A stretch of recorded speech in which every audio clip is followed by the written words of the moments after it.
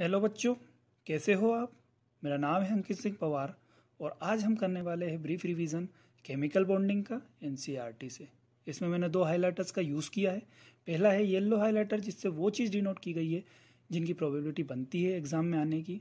वहीं red highlighter से वो चीज़ डिनोटेड की गई है जिनसे क्वेश्चन पूछे जा चुके हैं पिछले प्रीवियस ईयर्स में। सो बिना वक्त गंवाए स्टार्ट करते हैं unit number 4, chemical bonding and molecular structure.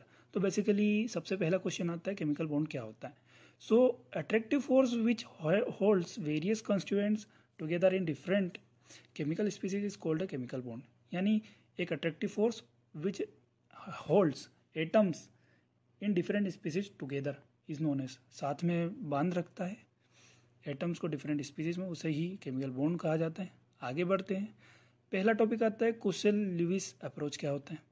Lewis ने क्या पोस्टुलेट दिया था। Lewis postulated that atoms achieve the stable octet when they are linked by chemical bond. यानी atoms octet, stable octet achieve कर लेते हैं जब उनको केमिकल बॉन्ड से लिंक किया जाता है। लिविस ने कुछ सिंबल्स भी दिए थे। लिविस ने कहा था जो आउटर सेल इलेक्ट्रॉन्स है उन्हें वैलेंस सेल इलेक्ट्रॉन्स कहा गया।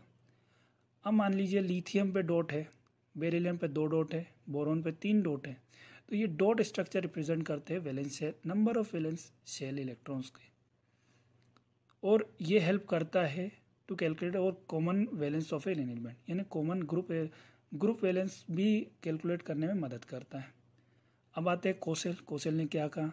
कोसेल ने कहा कि जो हाईली इलेक्ट्रोनेगेटिव हेलोजन है और हाईली इलेक्ट्रोपॉजिटिव मेटल्स है उन दोनों को सेपरेट करते हैं नोबल गैसेस। वहीं दूसरा नेगेटिव आयन हेलोजन से और पॉजिटिव आयन मेटल से बनते हैं बाय गेन और loss of electron respectively. And negative और पॉजिटिव आयन अटेन करते हैं noble gas structure electronic configuration. जो नोबल गैस इलेक्ट्रॉनिक कन्फिग्रेशन है वो अटेन कर लेते हैं by loss of electron, gain of electron, और बाद में एक दूसरे से जुड़ के।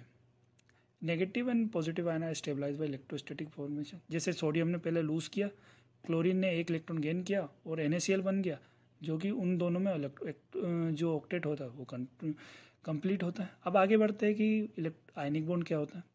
The bond formed as a result of electrostatic attraction between positive and negative ion is known as ionic bond. यानी electrostatic between positive and negative ion का जो इलेक्ट्रोस्टैटिक फोर्स होता है, अट्रैक्शन होता है, उसे ही इलेक्ट्रोवैलेंट या आयनिक बॉन्ड कहा जाता है। अब इलेक्ट्रोवैलेंस क्या होता है। It is number equals to the number of unit charge on ion. मान लीजिए कैल्शियम है, कैल्शियम पे पॉजिटिव होते हैं, double positive, di positive cation है वो, तो जो डाई पॉजिटिव होता है वो उसकी इलेक्ट्रोवैलेंस होते हैं, मैग्नीट्यूड ऑफ चार्ज। अब जो कोसेल पोस्टुलेटेड हर जगह एप्लीकेबल नहीं है, यहाँ पे कोवलेंट मॉलिक्यूल का भी कंसेप्ट आता है, कोऑर्डिनेट का भी आता है, इसलिए हर जगह एप्लीकेबल नहीं है। आगे बढ़ते ऑक्टेट रूल क्या होता है। कोसेल और लिविस ने 1960 में एक थ्योरी डिस्क्राइब की, जैसे जिसे कहा गया electronic theory of chemical bonding. According to this atoms can combine either by transfer of valence electron, या तो ट्रांसफर ऑफ वैलेंस इलेक्ट्रॉन होगा from one atom to another, और by sharing of valence electron, या फिर sharing of valence electron या last shell के, outer most shell के electrons उनके शेयरिंग से। Have an octet in their valence shell और it is known as octet rule. और इससे ही जो ये रूल बना दिया, इस रूल को बना दिया ऑक्टेट रूल। अब आगे बढ़ते हैं कि कोवलेंट बॉन्ड क्या होता है। Bond form due to sharing of electron is known as covalent bond. अब यहाँ पे बोलते थे डॉट रिप्रेजेंट इलेक्ट्रॉन और such structure are known as Lewis dot structure कहा गया। अब यहाँ पे एक बात होगी, कभी 2 एटम्स शेयर करते हैं 1 इलेक्ट्रॉन पेयर को, तो उसे वहाँ सिंगल बॉन्ड बनता है। कभी वहीं पे sharing of 2 pair of electron हो गई तो वहाँ डबल बॉन्ड बन जाएगा, जैसे CO2 में। वहीं कभी 3 पेयर ऑफ इलेक्ट्रॉन शेयरिंग हो जाती दो एटम्स में, तो उसे ट्रिपल बॉन्ड कहा जाता है, फॉर एग्जाम्पल N2 और इथाइन। अब यहाँ से आते हैं Lewis dot structure provide a picture of bonding in molecules and ions in terms of shared pair of electron and the octet rule. यानी स्टेबिलिटी जो ल्यूइस डॉट स्ट्रक्चर है वो बॉन्डिंग इन मॉलिक्यूल बताता है in terms of shared pair of electron और octet rule, यानी यहाँ से बॉन्डिंग ऑफ मॉलिक्यूल्स पता चलती है। अब आगे आते हैं, यहाँ से कोई खास क्वेश्चन बनते नहीं है इसलिए इन दोनों को स्केप करते। आगे आते हैं लुईस डॉट स्ट्रक्चर एक्सप्लेन करना, जैसे CO का, CO2 का, इसको खुद पढ़ लीजिएगा, इसमें कोई ऐसा क्वेश्चन नहीं बनता, बस एक बार जानकारी के लिए आप पढ़ सकते हैं। समय कम है इसलिए मैं इनको छोड़ रहा हूँ, आप खुद पढ़ लीजिएगा, आपसे रिक्वेस्ट यही है। फॉर्मल चार्ज क्या होता है? लुईस डॉट स्ट्रक्चर, देखिए वो एक्चुअल शेप को डिफाइन नहीं करता, ये उसका ड्रॉबैक है, वो सिर्फ मॉलिक्यूल में बॉन्डिंग बता सकता है, ना कि शेप ऑफ मॉलिक्यूल। सो यहाँ से एक नया कॉन्सेप्ट आया। पहले फॉर्मल चार्ज क्या होता है? It is defined as the difference between number of valence shell electron of that atom in isolated और फ्री स्टेट, यानी एक आइसोलेटेड या फ्री स्टेट में नंबर ऑफ वैलेंस इलेक्ट्रॉन कितने होते हैं minus number of electron assign to that of atoms in Lewis structure, यानी Lewis structure में इलेक्ट्रॉन कितने हैं उसको असाइन किए गए, उन दोनों का डिफरेंस, यानी वैलेंशियल इलेक्ट्रॉन्स इन गैसियस स्टेट और फिर लुईस डॉट स्ट्रक्चर, उन दोनों के माइनस को या डिफरेंस को ही फॉर्मल चार्ज आ जाता है वहाँ से। एग्जाम्पल, टोटल नंबर, यहाँ से ये फॉर्मूला है, total number of valence electron in free atom minus total number of bonding electron minus half of total number of bonding, और यहाँ पे आ जाता है total number of non bonding. आगे बढ़ते हैं, ये ओजोन का एक एग्जांपल दे रखा है, फॉर्मूला अप्लाई कर लेंगे और इसे निकाल लेंगे। आगे बढ़ते, लिमिटेशन ऑफ ऑक्टेट रूल क्या होता है? अब ऑक्टेट रूल दो यूजफुल तो था बट वो यूनिवर्सल नहीं है, ये अप्लाई करता है मेनली सेकंड ग्रुप के लिए। आगे बढ़ते हैं कि इसके एक्सेप्शन क्या है। जैसे पहला है the incomplete octet of central atom, हर जगह यहाँ पे इनकम्प्लीट जो ऑक्टेट होता है, जैसे हाइपोवेलेंट जिसको बोला जाता है, लेस देन 8 इलेक्ट्रॉन होता है, जैसे लिथियम LiCl BeS2 BCl3। वहीं ओड इलेक्ट्रॉन होते हैं जहाँ पे इलेक्ट्रॉन ओड नंबर में होते हैं, जबकि हम यहाँ पे पेयरिंग ज़्यादातर बात करते हैं ऑक्टेट में, इसलिए NO2 पे। वहीं एक और आता है एग्जांपल एक्सपांडेड ऑक्टेट का। एक्सपांडेड ऑक्टेट में मोर देन नंबर 8 इलेक्ट्रॉन होते हैं वैलेंस में, जैसे PF5 में 10 इलेक्ट्रॉन होते हैं, SF6 में 12 इलेक्ट्रॉन होते हैं, H2SO4 में 12 इलेक्ट्रॉन होते हैं। आगे बढ़ते हैं, कुछ और भी ड्रॉबैक होते हैं ऑक्टेट रूल के, जैसे यहाँ पे कंसिडर किया गया था नोबेल गैस को इनर्ट, बट हम जानते हैं इनर्ट गैस के कुछ कंपाउंड्स प्रेजेंट होते हैं। ये शेप ऑफ मॉलिक्यूल नहीं डिफाइन करना, ना relative stability of molecule define करना। अब आता है आयनिक और इलेक्ट्रोवैलेंट बॉन्ड, उसकी डेफिनेशन मैंने पहले बता दी। यहाँ पे उसकी कंडीशन बताएंगे कि formation of compound ionic compound कैसे होती है। पहली, इसकी डिपेंड करती है primarily the ease of formation of positive and negative ion from the respective neutral ion, यानी केटायन फॉर्मिंग टेंडेंसी और एनायन फॉर्मिंग टेंडेंसी हाई होनी चाहिए दोनों की। दूसरा, arrangement of positive and negative ion in solid is that the lattice of crystal compound, यानी lattice of crystal compound पे भी डिपेंड करता है कि उस। अब आगे बढ़ते हैं, उस पर भी डिपेंड करता है, क्रिस्टल पे भी डिपेंड करता है। आगे बढ़ते हैं, obviously ionic bond will form more easily between elements with comparatively low ionisation enthalpy. Low ionisation enthalpy किसके लिए हो जाती है?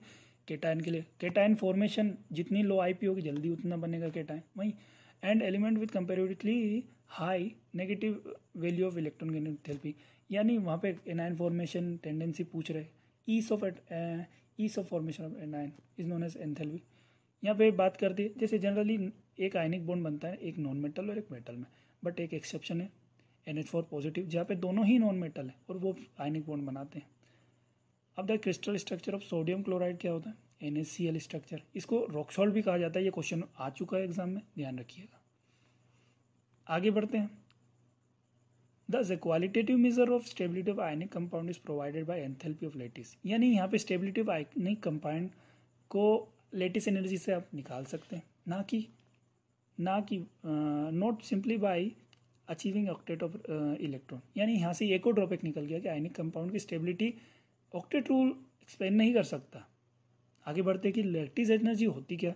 The lattice enthalpy of an ionic solid is defined as the energy required to completely separate 1 mole of solid ionic compound into gaseous component, यानी एक मोल separate 1 mole of solid आयनिक है compound, उसको gases constituent में करने वाली जो energy लगी उसे लेटिस एनर्जी कहा जा रहा है, या फिर सीधा इसका उल्टा भी है, गैसेस कंस्टिट्यूएंट से सॉलिड आयनिक कंपाउंड में जाने के लिए जो एनर्जी लगी उसे लेटिस एनर्जी बोलते हैं। लगी नहीं, रिलीज होती है यहाँ पे एनर्जी, नेगेटिव होती है।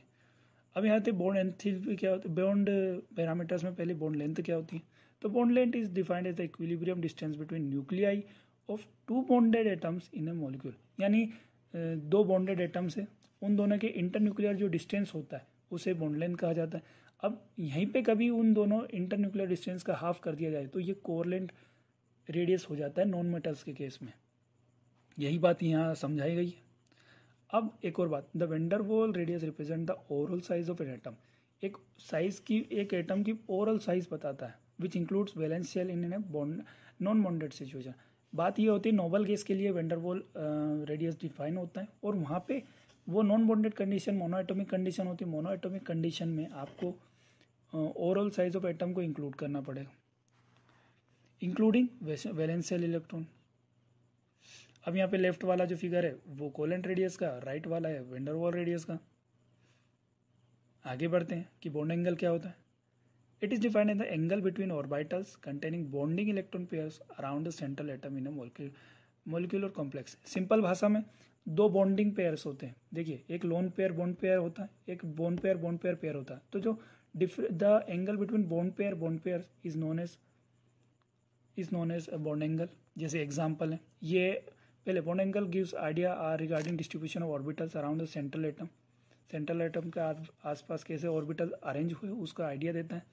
H2O का बॉन्ड एंगल होता है 105 डिग्री। अब यहाँ पे दोनों बॉन्डिंग पेयर है, लोन पेयर का नहीं कंसीडर किया गया, यहाँ पे बॉन्ड पेयर्स का कंसीडर किया गया। अब बॉन्ड एंथैल्पी क्या है, it is defined as the amount of energy required to break 1 mole of particular type of bond between two atoms in gaseous state. यानी यहाँ पे बोला जाएगा, मान लीजिए एक H2 मॉलिक्यूल को सिंगल H मॉलिक्यूल में कन्वर्ट करने वाली जो एनर्जी होती है, जो एनर्जी लगती है, उसे बॉन्ड एंथैल्पी कहा जाता है। ये मैंने एग्जांपल के टर्म्स में माना किया है। O2 से O में कन्वर्ट करने वाले को भी कर सकते हैं। वैसे in case of poly atomic molecules like H2 इनमें क्या होता है कि जैसे H2O में 2 OH बॉन्ड है, तो इन दोनों की जो बॉन्ड एंथैल्पी है वो अलग अलग होगी। जैसे पहले की, फॉर एग्जांपल पहले बॉन्ड की है 502, दूसरे की है 427, तो इन दोनों को एवरेज निकालेंगे, यानी डिवाइड बाय हाफ कर देंगे। सो इसलिए पॉली एटॉमिक मॉलिक्यूल्स में मीन और एवरेज बॉन्ड एंथैल्पी यूज आती है। आगे बढ़ते हैं कि बॉन्ड ऑर्डर क्या होता है। तो बॉन्ड ऑर्डर सिंपल भाषा में, in Lewis description of covalent bond the bond order is given by the number of bonds between two atoms in a molecule. यानी जितने नंबर, दो मॉलिक्यूल्स, मान लीजिए एक मॉलिक्यूल है, उन मॉलिक्यूल्स में 2 एटम्स है, तो उन एटम्स के बीच में कितने नंबर ऑफ बॉन्ड बने उसे बॉन्ड ऑर्डर कहा जाता है, सिंपल भाषा में। अब एक बहुत इंपॉर्टेंट, सबसे इंपॉर्टेंट टॉपिक आ रहा है, बहुत इंपॉर्टेंट है बॉन्ड ऑर्डर पूरा। यहाँ से लगभग 1-2 साल में क्वेश्चन पूछे ही जा सकते हैं। Isoelectronic molecules and ions have identical bond order. क्यों? क्योंकि उनके इलेक्ट्रॉन सेम होते हैं। इलेक्ट्रॉन सेम हो गए तो उनका बॉन्ड ऑर्डर भी सेम हो गया। अब F2 एंड O2 भी आइसोइलेक्ट्रॉनिक है, तो उनका बॉन्ड ऑर्डर सेम हो गया। वहीं N2CO NO+ इनके भी बॉन्ड ऑर्डर सेम होते हैं, = 3, जबकि F2 और O2 डाइनेगेटिव का 1 होता है। अब एक जनरल कोरिलेशन है कि बॉन्ड ऑर्डर बढ़ेगा तो बॉन्ड लेंथ भी बढ़ेगी, बॉन्ड एनर्जी बढ़ेगी, बॉन्ड एनर्जी बढ़ेगी और बॉन्ड लेंथ डिक्रीज होगी। सो आज के लिए इतना ही। वीडियो पसंद आया हो तो लाइक कीजिए, कमेंट कीजिए और सब्सक्राइब कीजिए हमारे चैनल को, ताकि हम ऐसे इंटरेस्टिंग वीडियोस बनाते रहें।